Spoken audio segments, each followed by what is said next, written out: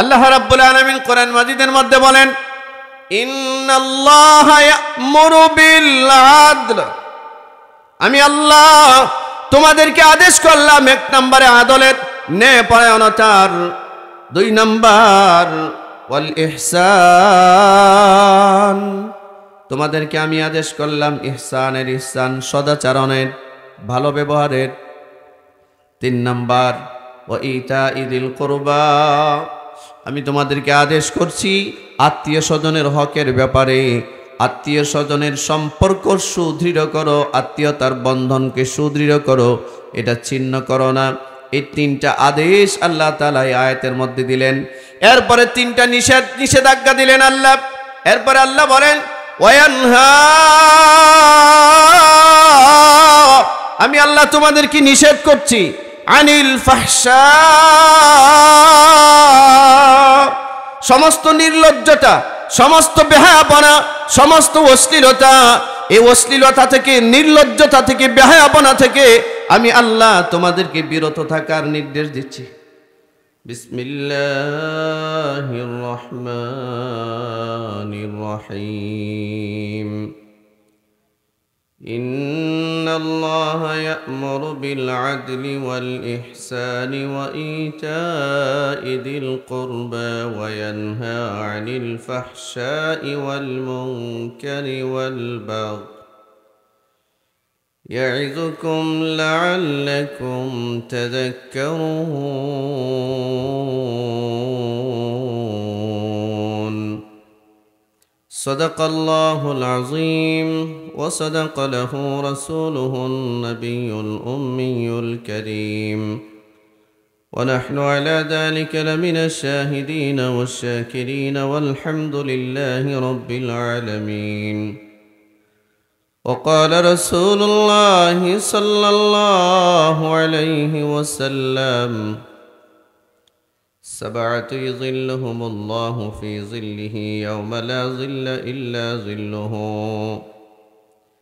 إمام عادل، وشاب نشأ في عبادة الله عز وجل، ورجل قلبه معلق في المساجد، إلى آخر الحديث.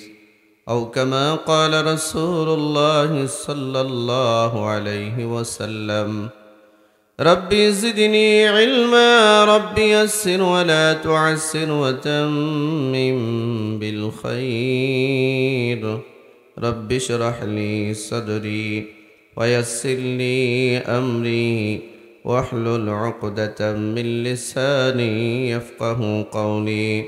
سبحانك لا علم لنا إلا ما علمتنا إنك أنت العليم الحكيم. وسبحانك لا فهم لنا إلا ما فهمتنا إنك أنت الجواد الكريم. الحمد لله. নোয়াখালী জেলার কবিরহাট উপজেলাধীন 1 নং নরোত্তমপুর ইউনিয়নের অন্তর্গত উপমহাদেশের প্রখ্যাত ওলিয়া কামিল কুতুবুল আকতাব শাহ সফি হজরতুল আল্লামা মরহুম আলামুর রহমান চিশতি রহমতুল্লাহি আলাই রহমাতান ওয়াসিআ কর্তৃক প্রকাশ ছনখোলা দরবেশ সাহেব হুজুরের ৬৮তম মিসালে সাওয়াব উপলক্ষে এতিমখানা ও মাদ্রাসার বার্ষিক ওয়াজ দোয়ার মাহফিলের সম্মানিত মোহতারাম সভাপতি, আজকের মাহফিলের আমন্ত্রিত হাজারাত উলামায়ে কেরাম, উপস্থিত আছেন অত্র এলাকার জাতির রাহবার ওয়াজিবুল ইহতিরাম মুআজ্জাজ মুকাররম উলামায়ে কেরাম, সামনে উপবিষ্ট আছেন আমার পিতৃতুল্য মুরব্বিয়ান, আছেন আমার প্রিয় কলিজার টুকরা যুবক বন্ধুরা, রয়েছেন পর্দার আড়ালে অবস্থানরত আমার সম্মানিত মা ও বোনেরা।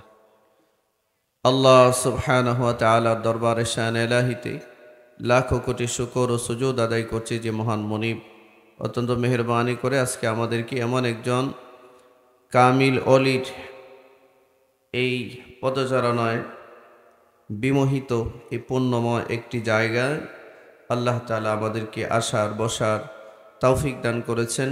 আমরা আমাদের মালিকের দরবারে অন্তরের অন্তঃস্থল থেকে শুকরিয়া আদায় করছি। সকলে পড়ছি আলহামদুলিল্লাহ। পৃথিবীতে কিছু মানুষ আল্লাহ তাআলা পাঠিয়েছেন, যে মানুষগুলো তাদের জীবন অন্যান্য মানুষের জন্য শেষ করে দিয়েছেন, নিজেদের জীবন বিসর্জন দিয়েছেন অন্যরা যেন আল্লাহ তাআলার সন্ধান পায়, মানুষ যেন পরকালের সন্ধান পায়, মানুষ যেন পাপ থেকে বাঁচতে পারে। নিজের জীবনের দিকে খেয়াল না করেও মানুষের জন্য আল্লাহর কাছে দোয়া করেছেন। এমন একজন বুজুর্গ, এক আল্লাহর ওলির এই মাহফিলে আজকে আমরা আসতে পেরেছি। আমরা আবারও আল্লাহ সুবহানাহু ওয়া তাআলার দরবারে আমরা শুকরিয়া আদায় করছি। সকলে পড়ছি আলহামদুলিল্লাহ। আল্লাহর বান্দা আমাদের পাশে শুয়ে আছেন। আমি তো এক মুসাফিরের দোয়া আল্লাহর কাছে কবুল হয়। আমরা দোয়া করছি আল্লাহ তাআলা যেন ওনার পরকালীন জিন্দেগিকে আলোকিত করেন, আল্লাহ যেন ওনাকে জান্নাতের সর্বোচ্চ মাকাম দান করেন, এবং উনি যেই ভালো কাজগুলো করে গিয়েছেন এই কাজগুলোর অনুসরণ আল্লাহ আমাদেরকে করবার তৌফিক দান করুন, এবং ওনারা যেই প্রচেষ্টা করে গেছেন তাদের দেখানো পথেই আমরা যেন আমাদের জীবন পরিচালনা করতে পারি, এই তৌফিক আল্লাহ আমাদেরকে দান করুন। সম্মানিত হাজরিন, আমি আসলে ঢাকা থেকে এসে মাগরিবের পরে বয়ান ধরা খুবই কষ্টকর। তারপর আজকে রাস্তায় অনেক বেশি গাড়ির জ্যাম, আসতে আমার দেরি হয়ে গেছে। এই জন্য আমি শুরুতে আপনাদের কাছে ক্ষমা চেয়ে নিচ্ছি। আর আমি আসলে এই শৃঙ্খলা দরবার শরীফের ব্যাপারে আমার এতটা জানা ছিল না। যিনি আমাকে দাওয়াত করেছেন উনি পরিপূর্ণ আমাকে এতটা বলেন নাই। যাই হোক, আজকে হয়তো খুব লম্বা আলোচনা হবে না, সংক্ষিপ্ত কিছু কথা আপনাদের সাথে হবে ইনশাআল্লাহ। আল্লাহ পরবর্তীতে কোনোদিন কোথাও যদি দেখা করান, সাক্ষাৎ করান, আলোচনা হবে, বা এই মাঠেও কোনোদিন যদি দেখা হয় ইনশাআল্লাহ কথা হবে। সংক্ষিপ্ত কিছু আলোচনা ইখলাসের নিয়তে করার চেষ্টা করব। আল্লাহ আমাদের উভয় পক্ষকে, বলনেওয়ালা শুননেওয়ালা সবাইকে যেন আল্লাহ আমল করার তৌফিক দেন। সকলে বলুন আমিন। সম্মানিত হাজরিন, আপনারা নোয়াখালী অঞ্চলের কোরআন প্রেমিক মানুষ, আল্লাহওয়ালা মানুষ, সারা বাংলাদেশে এখনো পর্যন্ত যেই অঞ্চলের মা বোনেরা সবচেয়ে বেশি পর্দা করে এর মধ্যে নোয়াখালী হচ্ছে একটা গুরুত্বপূর্ণ জেলা। আলহামদুলিল্লাহ বলবেন না? আপনারা বলবেন হুজুর পর্দা কোথায় করে, সব তো দেখি উলঙ্গ ঘুরতেছে। না, বিষয়টা না। আমরা তো সারা দেশ ঘুরি, সারা দেশ ঘোরার পরে আমাদের যে তাজরেবা, আমাদের যে অভিজ্ঞতা, এই অভিজ্ঞতার আলোকে বলছি, এখনও নোয়াখালী অঞ্চলের বহুত মানুষ, অধিকাংশ মানুষই দিন চর্চা করে, ইসলাম চর্চা করে, ইসলামের পথেই চলে। আলহামদুলিল্লাহ বলে। আল্লাহ আপনাদের সাথে আমাদেরকে আল্লাহ কবুল করুন। সকলে বলুন আমিন। আমার আগে বিজ্ঞ আলোচক কথা বলছিলেন, এর আগেও অনেকে কথা বলেছেন, আমার পরেও অনেক দেশের বরেণ্য উলামায়ে কেরাম কথা বলবেন, আপনারা তাদের কথা শুনবেন। আমি আপনাদের সামনে সূরা নাহালের 90 নম্বর আয়াত তিলাওয়াত করেছি। কোন সূরা বলেন? কোন সূরা? সূরা নাহাল, আয়াত নাম্বার 90। এবং বুখারী মুসলিমের বর্ণনায় একখানা লম্বা হাদিসের অংশ বিশেষ তেলাওয়াত করেছি, কারণ আমার হাতে সময় কম, এই জন্য অল্প সময়ের ভিতরে কথা বলার চেষ্টা করব। আমি এখানে এসে শুধু নামাজটা আদায় করেছি, সাথে সাথে স্টেজে আসছি। আমি লম্বা সফর করার পরে একটু ক্লান্ত, এদিক সেদিক যদি কথা হয়, যদি আপনাদের শুনতে কষ্ট হয় বা মানতেও অনেক সময় যদি উল্টাপাল্টা কোনো কথা মুখ থেকে চলে আসে, আমি আমার এই অযাচিত কথার জন্য শুরুতে আপনাদের কাছে ক্ষমা চেয়ে নিচ্ছি। চেষ্টা করব নিজেকে নিয়ন্ত্রণে রেখে কিছু কথা বলার। আল্লাহ আমাদেরকে শোনার আর বলার তৌফিক দান করুন। বলুন আমিন। আল্লাহ তাআলা বলছেন, বিসমিল্লাহির রহমানির রহিম, ইন্নাল্লাহা ইয়া'মুরু বিল আদল। আপনারা জানেন বাংলাদেশের প্রায়, ভাই আপনার কাজ দ্রুত করেন, দ্রুত করে এখান থেকে সরেন। বাংলাদেশের প্রায় প্রত্যেকটা মসজিদের জুমার খুতবায় সম্মানিত খতিব সাহেবান এই আয়াতটা পড়ে থাকেন, কিন্তু এই আয়াতের অনেক অর্থই আমরা জানি না। এইটাই একটু আপনাদেরকে জানাবার জন্য আর কি আপনাদের সামনে এই যে লাইনগুলো দিছেন, আলোচকরা এখানে বসে কথা বলতে পারবে, এটা তো বেশি লাগে চোখের মধ্যে।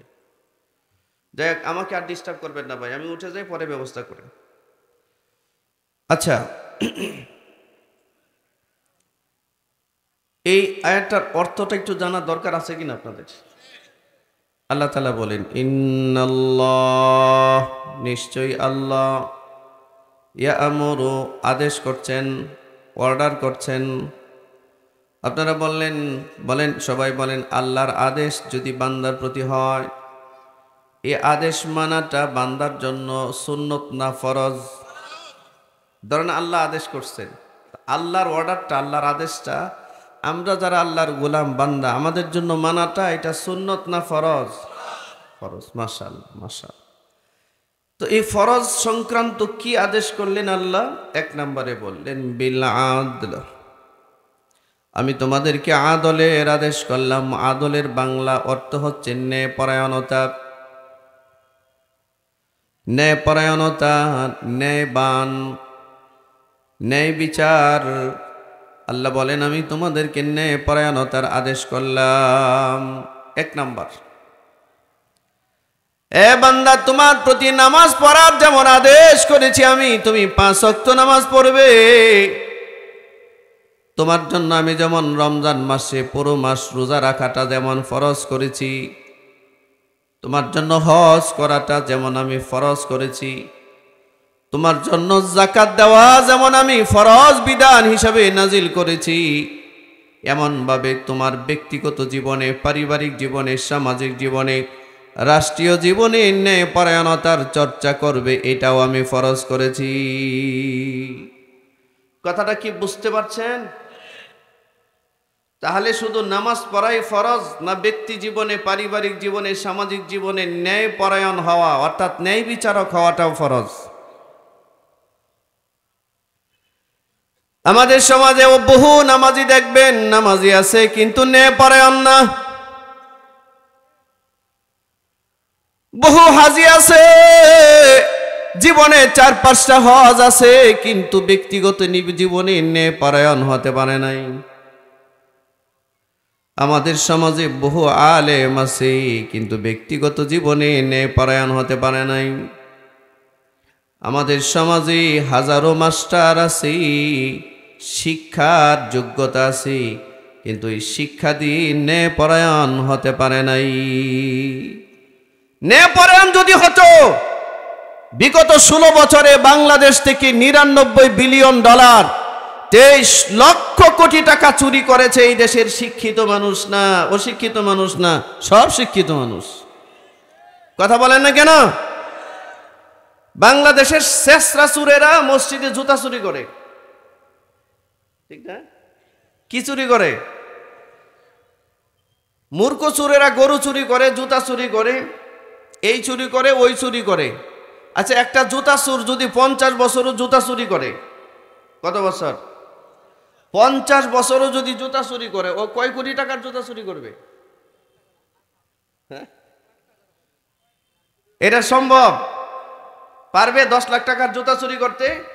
আর আমাদের দেশের শিক্ষিত চোররা একটা কলমের গুতা 100 কোটি টাকার চুরি করে।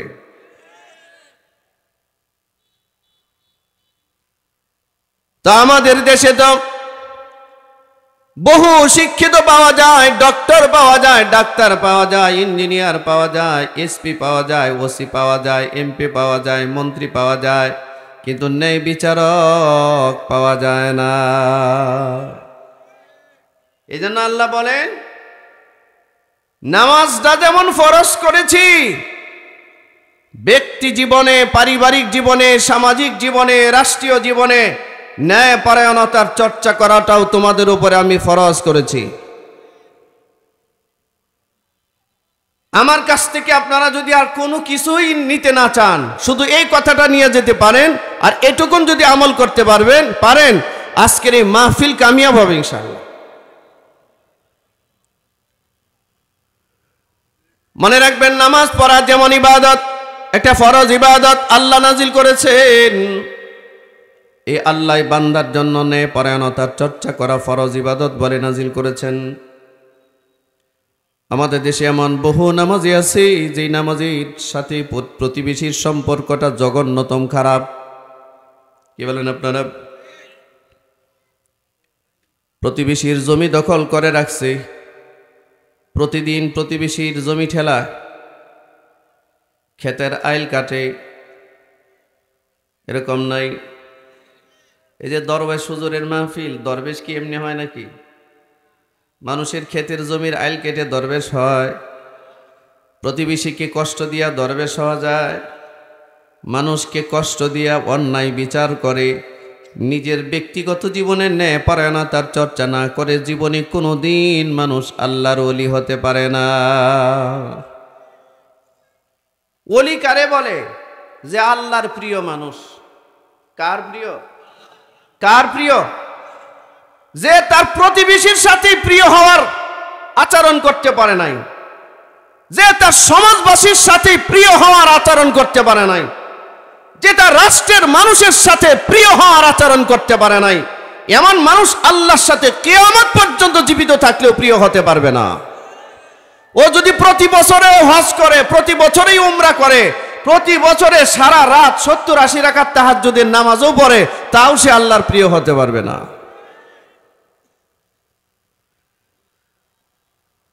আমাদের দেশে 70-80 রাকাত তাহাজ্জুদের নামাজ পড়ে নেওয়ালা পীর ফকিরদের নাম জানি আমরা। 70 রাকাত 80 রাকাত করে তাহাজ্জুদের নামাজ পড়তো প্রতি রাতে। এরকম নেতাদের খোঁজখবর শুনছেন না? শোনেন নাই? অথচ বাংলাদেশের 23 লক্ষ কোটি টাকা মেরে দিল কারা? শেষরা চোররা তো জুতা চুরি করে। 23 লক্ষ কোটি টাকা মানে সারা বাংলাদেশের জাতীয় বাজেট, বাংলাদেশের জুন জুলাই যে বাজেট হয় জাতীয় সংসদে 6 লক্ষ কোটি টাকা, 6.5 লক্ষ কোটি টাকা দিয়ে সারা বাংলাদেশ চলে, বাংলাদেশের সমস্ত মানুষ চলে। আর ওরা নিজেরা শুধু 23.5 লক্ষ কোটি টাকা, $99 বিলিয়ন বাংলাদেশ থেকে পাচার করে দিয়েছে। আপনাদের কাছে কি মনে হয় সংসদে যারা গেছে মূর্খ সব? এরা মূর্খ ছিল? কি ছিল? হায়ার এডুকেটেড পারসন, উচ্চ শিক্ষিত, অক্সফোর্ড, হার্ভার্ড, কেমব্রিজ থেকে ডক্টরেট করা, পিএইচডি ডিগ্রি নেওয়া, ঢাকা বিশ্ববিদ্যালয় থেকে ডিগ্রি নেওয়া, মাস্টার্স কমপ্লিট করা, এই সমস্ত মানুষগুলো জনগণের টাকা এভাবে চুরি করেছে। তো ওদের জীবনে আপনি শিক্ষিত হওয়ার সনদ পেতে পারেন, এমপি আর মন্ত্রী হওয়ার মতো সনদ দেখতে পারেন, নামাজি হওয়ার মতো দৃশ্য তাদের জীবনে দেখতে পারেন, তাহাজ্জুদের নামাজও তাদের জীবনে পেতে পারেন, কিন্তু ওরা ব্যক্তিগত জীবনে ন্যায়পরায়ণতা কি জিনিস চর্চা করে নাই। ন্যায়পরায়ণ কোনো মানুষ যদি হয়, 23 লক্ষ কোটি টাকা চুরি করা তো দূরের কথা, 23 পয়সাও মানুষের ক্ষতি করার কোনো সুযোগ তার নাই। কি ভাই আপনারা কি রাগ করতেছেন? কথা বলেন না কেন? যে মানুষ ন্যায়পরায়ণ, যে ন্যায় অন্যায় বুঝে, আপন পর বুঝে, নিজেরটা পরেরটা বুঝে, এই ব্যক্তি কি কোনো মানুষের অন্যায় করে, জুলুম করে কোনো মানুষের ক্ষতি করা, অন্যায় প্রদর্শন করা তার দ্বারা সম্ভব? কোনোদিনও সম্ভব নয়। এই জন্য আপনাদেরকে বলছি, দেখবেন আমাদের সমাজের মধ্যে বহু নামাজি পাওয়া যায়, কিন্তু ন্যায়পরায়ণ মানুষ পাওয়া যায় না। আমাদের সমাজে হাজারো লাখো হাজি পাওয়া যায়, ন্যায়পরায়ণ হাজি পাওয়া যায় না। আমাদের সমাজে অসংখ্য দাতা পাওয়া যায়, দানশীল পাওয়া যায়, কিন্তু ন্যায়পরায়ণ দাতা পাওয়া যায় না। আমাদের সমাজে অনেক বড় বড় আলেম পাওয়া যায়, কিন্তু ন্যায়পরায়ণ আলেমের সংখ্যা সমাজে খুবই কম হয়ে গেছে। বেজাল ভাই, বেজাল। আপনি খুঁজে দেখেন, কোথাও না কোথাও বেজালের গন্ধ পাওয়া যায়।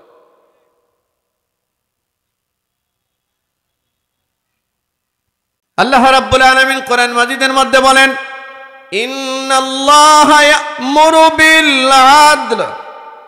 আমি আল্লাহ তোমাদেরকে আদেশ করলাম, 1 নম্বরে আদলের, ন্যায়পরায়ণতার, 2 নম্বর ওয়াল ইহসান। তোমাদেরকে আমি আদেশ করলাম ইহসানের, ইহসান সদাচরণের, ভালো ব্যবহারের। 3 নম্বর ওয়া ইতাইযিল কুরবা। আমি তোমাদেরকে আদেশ করছি আত্মীয় স্বজনের হকের ব্যাপারে। আত্মীয় স্বজনের সম্পর্ক সুদৃঢ় করো, আত্মীয়তার বন্ধনকে সুদৃঢ় করো, এটা ছিন্ন করো না। এই তিনটা আদেশ আল্লাহ তাআলা এই আয়াতের মধ্যে দিলেন। এরপরে তিনটা নিষেধাজ্ঞা দিলেন আল্লাহ। এরপরে আল্লাহ বলেন ওয়ায়ানহা, আমি আল্লাহ তোমাদেরকে নিষেধ করছি আনিল ফাহশা, সমস্ত নির্লজ্জতা, সমস্ত বেহায়াপনা, সমস্ত অশ্লীলতা, এই অশ্লীলতা থেকে, নির্লজ্জতা থেকে, বেহায়াপনা থেকে আমি আল্লাহ তোমাদেরকে বিরত থাকার নির্দেশ দিচ্ছি। 2 নাম্বার ওয়াল মুনকার, যত মুনকারাত আছে, যত পাপ আছে, যত রকমের গুনাহের কাজ আছে, সব গুনার কাজ থেকে নিজেকে বিরত রাখো, এই আদেশ আমি আল্লাহ তোমাদেরকে দিচ্ছি। 3 নাম্বার ওয়াল বাগ, বান্দা সীমা লঙ্ঘন করো না, জীবনে সীমা লঙ্ঘন করো না। আল্লাহ অন্য জায়গায় আল্লাহ বলেন ওয়ালা তা'তাদু ইন্নাল্লাহা লা ইউহিব্বুল মু'তাদিন। সীমা লঙ্ঘন করো না, সীমা লঙ্ঘন করো না। আল্লাহ কিন্তু সীমা লঙ্ঘনকারীকে পছন্দ করেন না। সীমা লঙ্ঘন করেছিল নমরুদ, সময় শেষ হয়ে গিয়েছে, ধরেছেন কি? জোরে বলেন, এই আপনারা কথা বুঝতেছেন? জোরে বলেন, নমরুদ কি সীমা লঙ্ঘন করে নাই? সীমা লঙ্ঘন করেছিল ফেরাউন।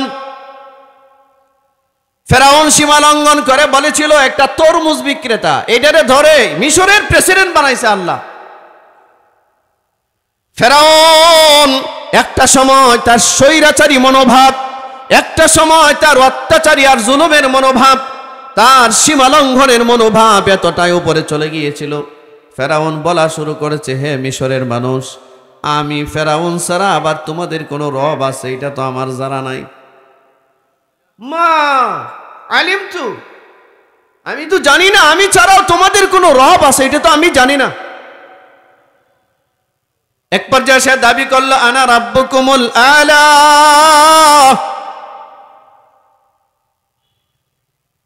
দাবি করে বলল আমি সবচেয়ে বড় আল্লাহ। আমার উপরে আবার কিসের আল্লাহ? আমি সবচেয়ে বড় রব। আল্লাহ বললেন লিমিট ক্রস করে ফেলছিস, কি করছিস? সীমা লঙ্ঘন। সীমা লঙ্ঘনের ইংরেজি হলো লিমিট ক্রস করা। ফেরাউন লিমিট ক্রস করছে। আল্লাহ বলেন তোর উপরে কোনো স্রষ্টা আছে কি নাই তোর এইটা শিক্ষা দিব, তবে সমতল ভূমিতে নয়, লোহিত সাগরে। ফেরেশতারা পা দুইটা উপরে ধরে যখন সুবানি দিছে, সুবানি বুঝেন? নোয়াখালী মানুষ সুবানি বুঝেন? যখন ধরে সুবানি দিছে, এবার কয় আমানতু বিল্লাহ, ঈমান আনলাম কার উপর? আমাদের বাংলাদেশের এক অসভ্য বর্বর, বাংলাদেশের এক অসভ্য বর্বর বিচারপতি ছিল। বাংলাদেশের বিচারাঙ্গনকে সে ধ্বংস করেছে। বিচারপতি এই শামসুদ্দিন চৌধুরী মানিক, কালা মানিক, নাম শুনছেন? কলাপাতা মানিক, কলাপাতা মানিক। কি পাতা মানিক? আমার মন চায় এই কলাপাতা মানিকের কলাপাতার ছবিটা প্রত্যেকটা আদালতে বিচারকদের সামনে টানিয়ে রাখা দরকার। ঠিক না? জোরে বলুন। এরকম স্বৈরাচার বিচারক, এরকম অন্যায়কারী বিচারক, এরকম অন্যায়কারী জাস্টিস, এরকম যারা মানে আনপিসফুল জাস্টিস করেছে, এই সমস্ত জাস্টিসদেরকে, বিচারকদেরকে এদের সামনে ছবিটা রাখা, টানায় রাখা দরকার। যা আল্লাহ যদি ধরে বিচারপতির এমন দশা হয়। কেমন ধরাটা ধরছিল?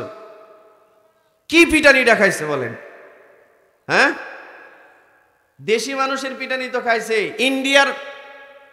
ইন্ডিয়ার মূর্খ পোলাপানের ফিটনা খেয়েছে, জুতা পেটা খেয়েছে। আর কি? আপনি বলেন এর মতো একটা জঙ্গি মনোভাবাপন্ন মানুষ, একটা অন্যায়কারী সারা জীবন বিচারপতির আসনে বসে না জানি কত হাজার নিরীহ মানুষকে আসামির কাঠগড়ায় দাঁড় করেছে, না জানি কত মানুষকে ফাঁসির কাষ্ঠে ঝুলিয়েছে। এরে তো 1000 বার ফাঁসি দেওয়া দরকার। এর হাজার হাজার বার ফাঁসি দেওয়ার দরকার, ঠিক কিনা জুড়ে বলেন? এখনো তারা জীবিত রাখছে। এ আল্লামা সাইদিকে রাজাকার বলতো,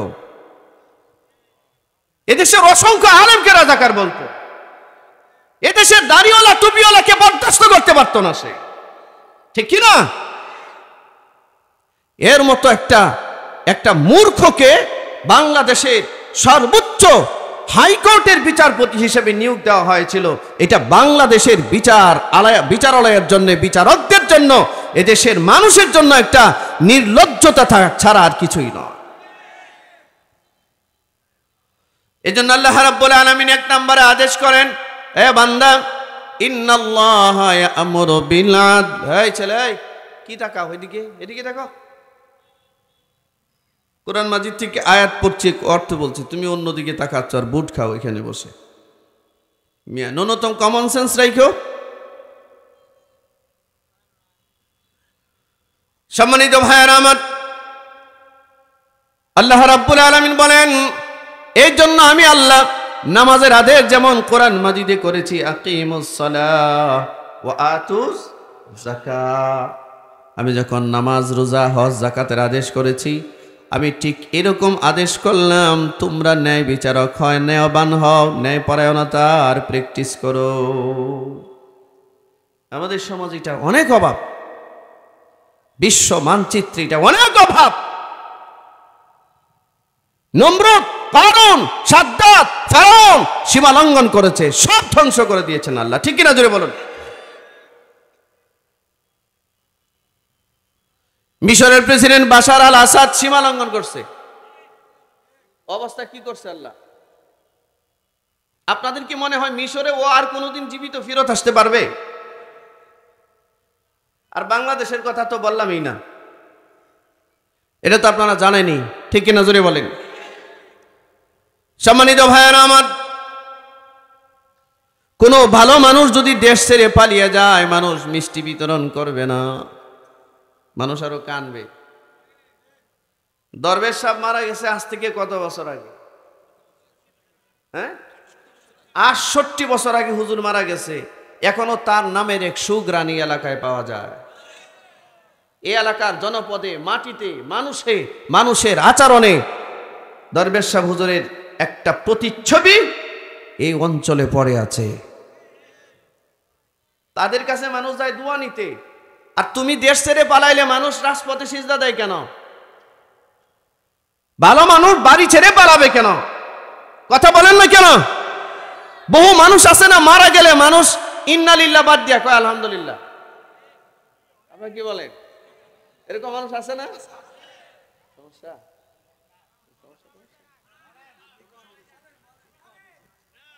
না কোনো? আপনারা বলেন, মুসলমান মারা গেলে আমরা কি করি? তাহলে কিছু মানুষ মারা গেলে তো বলে যে আলহামদুলিল্লাহ, ভালো মানের একটা জানোয়ার মারা গেছে রে। কথা বলেন? মানে কি, একজন মানুষ যদি আপনি মারা গেলে যদি আপনার প্রতিবেশী ইন্না লিল্লাহি ওয়া ইন্না ইলাইহি রাজিউন না পড়ে, বোঝা গেল আপনি ভালো মানুষ ছিলেন না। আল্লামা শাহ আহমদ শফী রহমাতুল্লাহি আলাইহি মারা গেছেন চট্টগ্রামের হাটহাজারীতে, ঠিক কিনা জোরে বলেন? চট্টগ্রামের হাটহাজারীতে আল্লামা শাহ আহমদ শফী মারা গেছেন। বাংলাদেশের এমন কোনো জেলা ছিল না, থানা ছিল না, ওই থানা থেকে গাড়ি ভাড়া করে, রিজার্ভ করে আল্লাহর ওলির জানাজায় মানুষ হাজিরা দেয় নাই। লক্ষ লক্ষ মানুষ, লক্ষ লক্ষ মানুষ ওনার জানাজায় হাজিরা দিয়েছে, ঠিক কিনা জোরে বলুন? টাকা দিয়েছিল? বাংলাদেশের কোনো থানা খালি ছিল না, কোনো জেলা খালি ছিল না যে ওই থানা থেকে, ওই জেলা থেকে গাড়ি রিজার্ভ করে মাত্র 4 তাকবীরের একটা ফরজে কিফায়া জানাজা 4-5 জন মিলে একজনের জানাজা পড়ায়া দিলে সব মুসলমানদের পক্ষ থেকে জানাজা আদায় হয়ে যায়, ঠিক কিনা জুড়ে বলেন? অথচ হাটহাজারী মাদ্রাসায় ছাত্রই 10-12 হাজার, উস্তাদ 1000, এরপরেও এত লোক আসার কি প্রয়োজন? আল্লাহ ডাক দিছে, ঠিক না?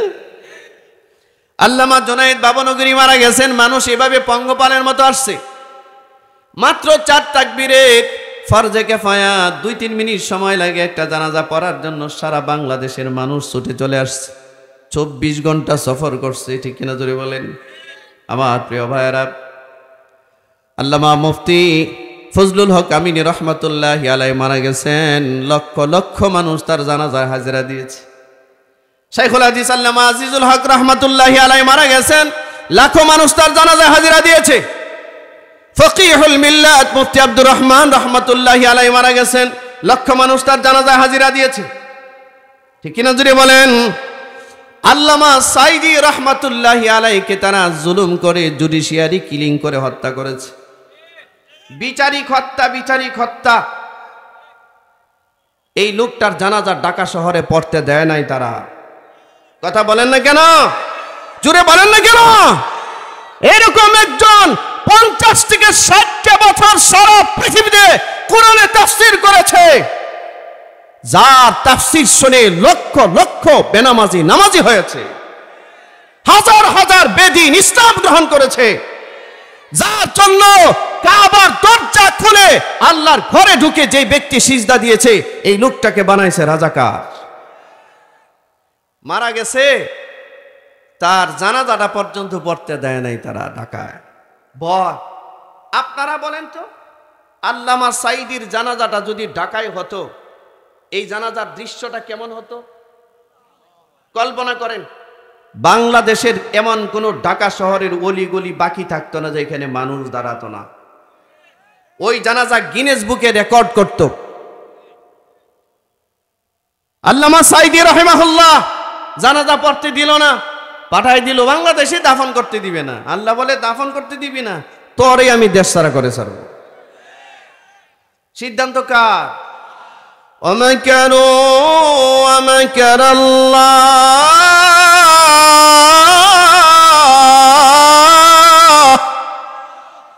ওয়াল্লাহু খায়রুল মাকিরিন।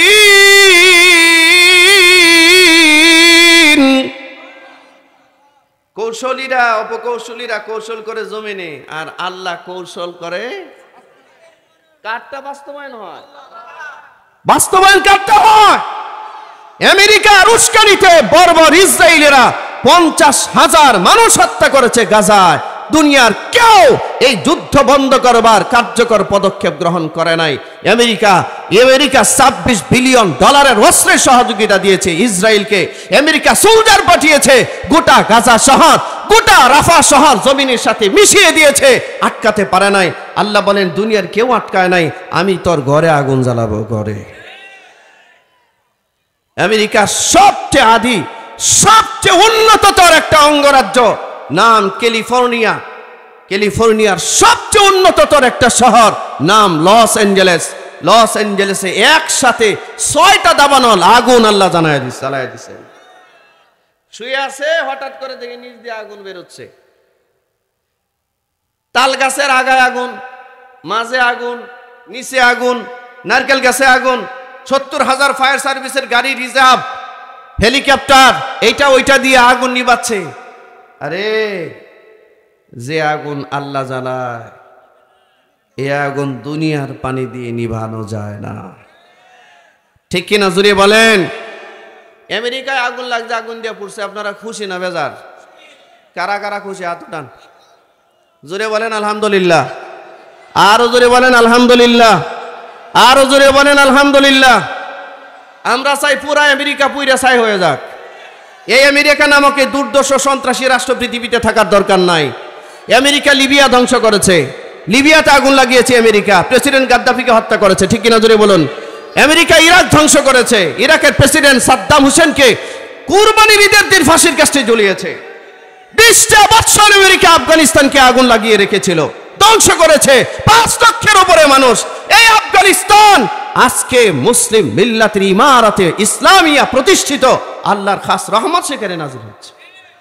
আল্লাহু আকবার বলুন। সারা পৃথিবী আমেরিকা আগুন জ্বালায় রাখছে। এই আমেরিকার দরকার নাই দুনিয়াতে।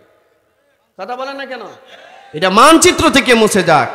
আপনারা খালি বলবেন, হুজুর নবী তো সবার জন্য দোয়া করছেন, আপনি দিদি বদদোয়া করেন। হ্যাঁ, বদদোয়া করা সুন্নাত, শুনিয়া যান। মানুষের জন্য উম্মতের জন্য যেমন দোয়া করাও সুন্নাত, উম্মতের জন্য কোনো বেদিনের জন্য কোনো বদমাইশ জালিমের জন্য বদদোয়া করাও নবীর সুন্নাত। আপনারা বলবেন কি প্রমাণ? কয় হাজার প্রমাণ আপনার লাগবে আমার কাছে? এরকম হাজার হাজার প্রমাণ আছে, একটা দেই একটা। আল্লাহ রাসূল সাল্লাল্লাহু আলাইহি ওয়াসাল্লাম মক্কার চত্বরে, কাবার চত্বরে সিজদা দিচ্ছেন, নামাজ পড়ছেন, আল্লাহ শুকরিয়া আদায় করছেন। এই মুহূর্তে মক্কার দুরাচার ওলীদ ইবনে মুগীরা, উতবা, শাইবা, আবু জাহেলরা একসাথে বসে এই ছেলেরা, কি সমস্যা? এদিকে তাকাও, এদিকে তাকাও। কেউ নাড়াচাড়া করবেন না, আমার হাতে একদম সময় নাই, আমি জরুরি কয়েকটা কথা বলতেছি, খুব খেয়াল করুন। সেই রাসূলুল্লাহ সাল্লাল্লাহু আলাইহি ওয়াসাল্লাম কাবার চত্বরে সিজদা দিচ্ছেন, এমত অবস্থায় ওলীদ ইবনে মুগীরা মরা উটের দুর্গন্ধযুক্ত ভুঁড়ি আল্লাহর নবীর পিঠ মোবারকের মধ্যে ফেলে দিয়েছে। ওলামাদেরকে জিজ্ঞাসা করেন, নবীজি মরা উটের ভুঁড়ির এক দুর্গন্ধ, দুই নাম্বার হচ্ছে ওজনে নবীজি মাথা মোবারক উপরে উঠাতে পারছেন না। হযরত ফাতেমা রাদিয়াল্লাহু তাআলা আনহা মক্কার অলিতে গলিতে তার বাবারে খুঁজতেছে, কোথাও নবীরে পাওয়া যায় না। এক পর্যায়ে হযরতে ফাতেমা, ভাই ভিতরে একটু আওয়াজ দিন, আমার কানে আওয়াজ দিন। হযরতে ফাতেমা রাদিয়াল্লাহু তাআলা আনহা কাবা চত্বরে গিয়া দেখেন আল্লাহর নবীর পিঠ মোবারকের উপরে মক্কার কাফেররা দুর্গন্ধযুক্ত মরা উটের ভুঁড়ি নবীজির পিঠ মোবারকে ফেলে রাখছে। নবীজি মাথা উঠাইতে পারতেছেন না, মিনিটের পর মিনিট, ঘন্টার পর ঘন্টা নবী এমনি পড়ে আছে। এভাবে কষ্ট দিয়েছে রাসূলকে। কেউ নবীজির পিঠ মোবারক থেকে মরা উটের ভুঁড়ি সরায় না।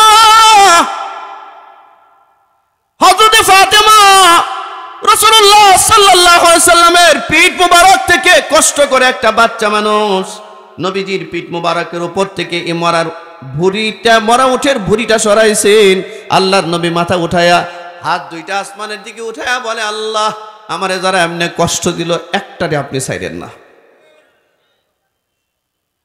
আল্লাহ এই কাবার চত্বরে আমার পিঠে যারা মরা উটের ভুঁড়ি রেখে দিয়েছে, এদের একজনকে আপনি ছাড় দিয়েন না। আপনাদের কি ধারণা নবীর দোয়া কবুল হয় নাই? বদদোয়া কবুল হয় নাই? আল্লাহ রসুলের এই বদদোয়া যেই কয়টার বিরুদ্ধে করেছেন, একটাকে আল্লাহ ছাড় দেন নাই, সব কয়টারে বদরের যুদ্ধে জবাই করা হয়েছে। নবীর সাথে বেয়াদবি করেছিল আবু জাহেলের সন্তান উতবা, উদাইবা। আল্লাহ রসুল হাত উঠায় বলছে, আল্লাহ এরা তো আমারে মারতে আসছে, আল্লাহ আপনার এই হিংস্র জানোয়ারদের ভেতর থেকে দুই একটারে এদের উপরে সরাও করে দেন, এদের শরীরের প্রতিটা গুস্তের টুকরা যেন টেনে হিঁচড়ে ছিঁড়ে ফেলে। আলেমদেরকে জিজ্ঞাসা করেন, আলেমদেরকে, আবুল আহাবের সন্তানদেরকে মারা হয়েছে না? হিংস্র জানোয়ার টেনে টেনে এদের শরীর বিচ্ছিন্ন করে দিয়েছে। মনে রাখবেন, কারো জন্য দোয়া করা যেমন নবীর সুন্নাত, কারো জন্য হেদায়েতের দোয়া করা যেমন নবীর সুন্নাত, আবার কোন কোন জালিমদের বিরুদ্ধে বদদোয়া করাও নবীর সুন্নাত। এক সুন্নতের কথা বলবেন আপনি, আরেক সুন্নতের কথা বলবেন না, তা হতে পারে না। সুন্নত বললে সবগুলো বললেন। সুন্নত কারা বলে? নবী যা করছে তাই তো সুন্নত। আচ্ছা, আলেমদেরকে জিজ্ঞাসা করেন, নবী কি বদগুলো করেন নাই? এই বদগুলো করেন নাই? নবীর বদদোয়া মক্কা দুর্ভিক্ষ ছিল ভাই, দুর্ভিক্ষ। নিজের শরীরের চামড়া গুস্ত নিজেরা খাওয়া শুরু করছিল। নবী আবার সেই দোয়া আল্লাহর কাছে বলছে, আল্লাহ আপনি মক্কার দুর্ভিক্ষ সরাইয়া দেন। আল্লাহ সরাইয়া দিয়েছে দুর্ভিক্ষ। যাই হোক, আমার সেদিকে যাওয়ার সুযোগ নাই। আমি বলছিলাম, আল্লামা সাঈদী রাহিমাহুল্লাহর জানাজা ঢাকায় পড়তে দিল না, পাঠায় দিল পিরোজপুর। হেমিলনের বাসিওয়ালার মতো লাখো মানুষ চলে গেল, বৃষ্টিতে জানাজা পড়ল। কথা বলেন না কেন? এই ভাই, আমি ঝালকাঠিতে এক মাহফিলে গিয়েছিলাম গত বছর সম্ভবত। আমি হযরতের জানাজায় যেতে পারিনি। আমি যাওয়ার পথে ওনার কবর কিন্তু মেইন রোডের পাশে, যারা গেছেন দেখছেন হয়তো, মেইন রোডের পাশে ওনার কবর। আমি গাড়ি থামিয়ে আমার ড্রাইভার সহ, সফর সঙ্গী সহ আমরা একসাথে দাঁড়িয়ে জিয়ারত করছিলাম। আপনারা দিলের কান খুলে শুনুন, আমি আল্লাহর জাত ও সিফাতের কসম দিয়া বলছি, আল্লাহর কোরআন আমার হাতে, এই দুইজন ফেরেশতা আমি যা বলছি সব লিখছে। মা ইয়ালফিজু বিন কাউলিন ইল্লা লাদাইহি রাকিবুন আতীদ, মুখ থেকে এমন কোনো কথা বের হয় না যেটা ফেরেশতারা লিখে না। আমি আল্লামা সাঈদীর কবরের পাশে দাঁড়িয়ে জিয়ারত করছিলাম। আল্লাহি বিল্লাহি তাল্লাহি আমার নাকে একটা সুঘ্রাণ আসছে, আমার জীবনে এই সুঘ্রাণ আমি পাই নাই।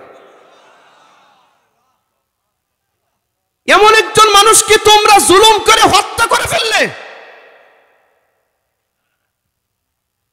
এমন একজন মানুষের জানাজা তোমরা পড়তে দিলে না। এটাকে বলে সীমা লঙ্ঘন। এটাকে কি বলে? এটাকে বলে ফেরাউনি কাজ, এটাকে বলে নমরুদি কাজ, এটাকে বলে সীমা লঙ্ঘন। অন্যায়কারী সীমা লঙ্ঘনকারীরা এই কাজগুলো করে, ঠিক কিনা জোরে বলেন। এই জন্য আল্লাহ রাব্বুল আলামিন বলেন, ইন্নাল্লাহা ইয়া'মুরু বিল আদলি ওয়াল ইহসান ওয়া ইতা'i যিল কুরবা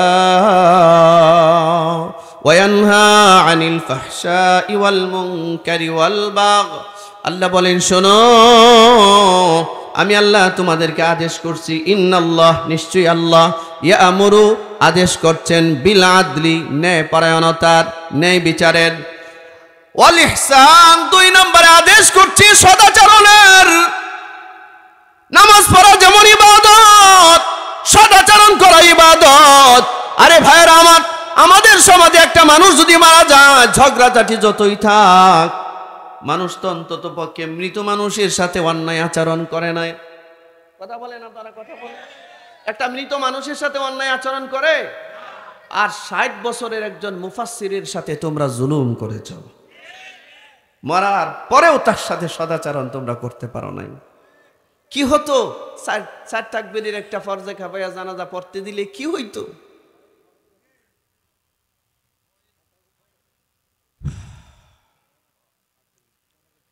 মুসলমান ভাইয়েরা আমার, 3 নম্বর আল্লাহ আদেশ দিয়া বলেন, ওয়া ইতা'i যিল কুরবা। আল্লাহ বলেন, আত্মীয় স্বজনের হকের ব্যাপারে সতর্ক হও। মনে কইরো না তাহাজ্জুদ পড়াই শুধু ইবাদত। মনে রাখো, আত্মীয় স্বজনের হক আদায় করাও ইবাদত।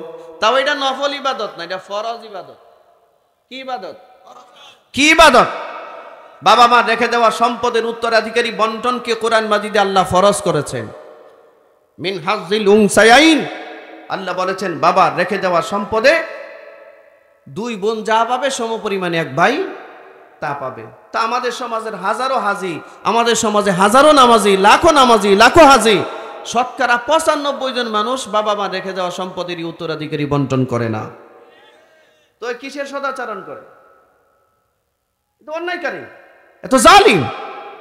কথা বলেন না কেন? বোনদেরকে 1% জায়গাও দেয় না।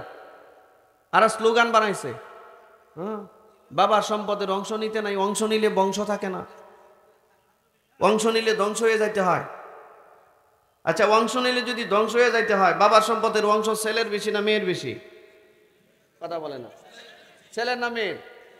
তাহলে ছেলের ডাবল, মেয়ে যা পায় ছেলে ডাবল পায়, ডাবল। মেয়ে যা পাবে তার ডাবল হচ্ছে ছেলের। তাহলে সম্পদের, বাবার সম্পদের অংশ নিলে যদি বাচ্চা কাচ্চা মারাই যায়, মেয়ের যদি মরে একটা, ছেলের মরে কটা? 2টা।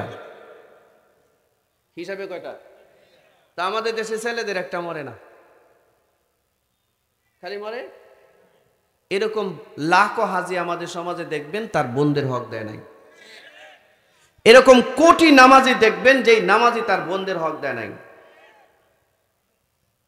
এ শুধু নামাজ পড়া ইবাদত মনে করে, রোজা রাখা ইবাদত মনে করে, কিন্তু আল্লাহর আইনের প্রতি ন্যূনতম রিসপেক্টেশন তার নাই। কোনটার ইবাদত মনে করে? মুসলমান ভাইয়েরা আমার, হুনাইনের যুদ্ধের পরে আল্লাহ রাসূলের কাছে এক সাহাবী গিয়া বলেন, ইয়া রাসূলুল্লাহ, যুদ্ধে আল্লাহ আমাদেরকে বিজয় দিয়েছেন, অসংখ্য কাফের মারা গেছে, বেশ কিছু কাফের পালিয়ে গেছে, 6000 আমাদের কাছে বন্দী হইছে। সুবহানাল্লাহ। হুজুর, 6000-এর ভিতরে কিছু নারী, কিছু পুরুষ। নারীদের ভিতরে একজন নারী চিৎকার করে বলতেছে, এ নবীর সাহাবীরা, তোমরা একটু তোমাদের নবীর কাছে গিয়া বলো, আমি তোমাদের নবীর সাথে একটু দেখা করতে চাই, কথা বলতে চাই, তোমাদের নবীর সাথে আমার একটা আত্মীয়তার সম্পর্ক আছে। সাহাবায়ে কেরাম বলে, এই তুমি আসছো তায়েফ থেকে নবীর বিরুদ্ধে যুদ্ধ করতে, সাহাবীদের বিরুদ্ধে যুদ্ধ করতে আসছো হুনাইনের ময়দানে, গাজওয়ায়ে হুনাইন। তুমি বলতেছো নবীর সাথে তোমার কিসের আত্মীয়তার সম্পর্ক? আত্মীয়তার সম্পর্ক করতে যদি থাকে তাহলে আবার তুমি যুদ্ধ করতে আসছো কেন?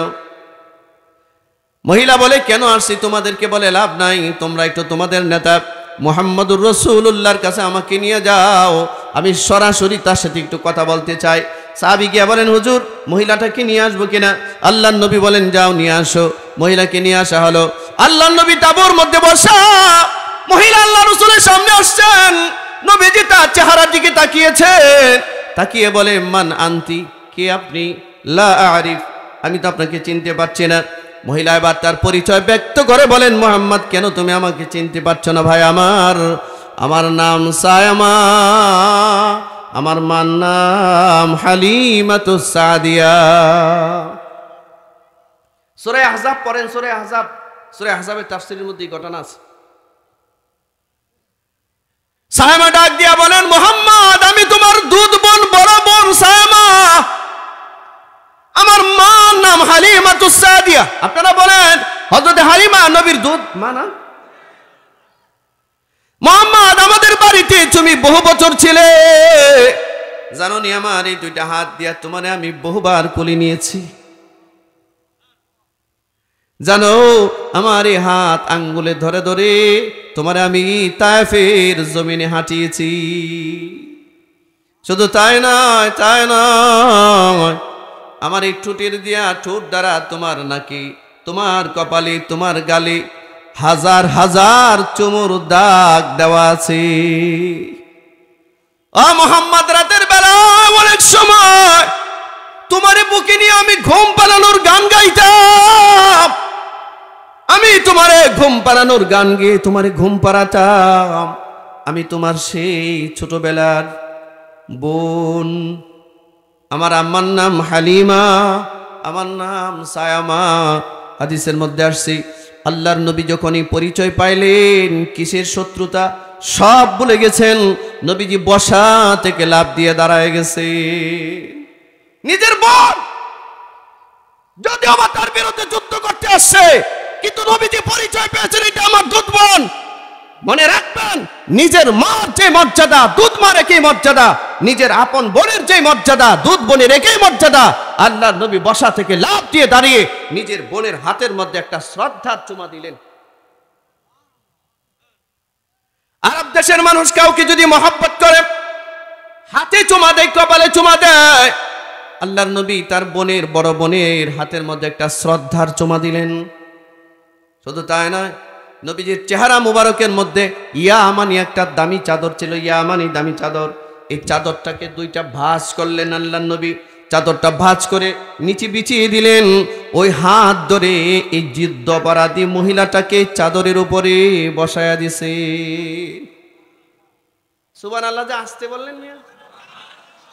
একটা যুদ্ধ অপরাধী মহিলা নবীর বিরুদ্ধে যুদ্ধ করতে আসছে, তারে নবী তার রাসূলের চাদর, কোন সদমদর চাদর না, যেই নবী থুতু মারলে থুতু থেকে মেশক আম্বরের গ্রান বের হতো, যে রাসূল কোন রাস্তা দিয়ে হাঁটলে 40 দিন পর্যন্ত ওই রাস্তার মধ্যে সুগ্রাম ছড়াইতে থাকত। যে রাসূলের পায়ের স্পর্শ পাওয়ার জন্য, বালিকণা স্পর্শ পাওয়ার জন্য আল্লাহর আরশের ফেরেশতারা লাখো বছর অপেক্ষা করেছিল। এই রাসূলের চাদরে একটা মহিলা বসে গেছে, জিনিসটা নরমাল মনে করছেন?